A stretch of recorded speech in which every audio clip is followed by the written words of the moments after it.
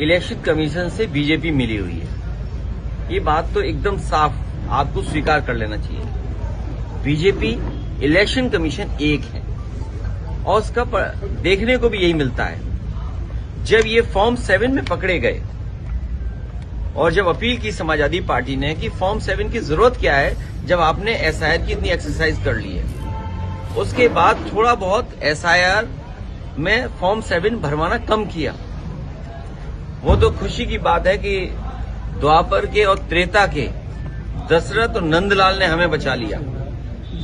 दशरथ के नाम पर कई सौ फॉर्म थे सुरेंद्रनगर विधानसभा में और नंदलाल के नाम पर सुल्तानपुर में एक विधानसभा में उसके दस्तखत से वोट कटवाया जा रहा था, केवल मुस्लिम लोगों का।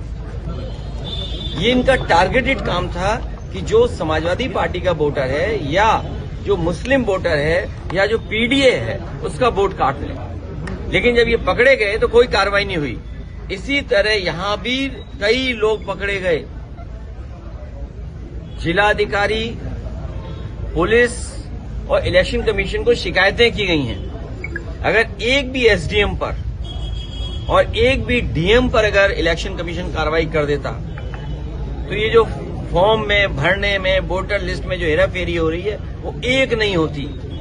इससे ही साबित होता है कि सरकार, प्रशासन और इलेक्शन कमीशन तीनों मिले हुए हैं। अभी मैंने जानकारी जब की थी कुछ दिन पहले तो 47 फॉर्म भरे गए थे समाजवादी पार्टी की तरफ से फॉर्म 7, 1000 के लगभग भरे गए थे बीजेपी की तरफ से, लेकिन 1,14,000 फॉर्म भरे गए थे फॉर्म 7, वो अज्ञात लोगों ने भरे।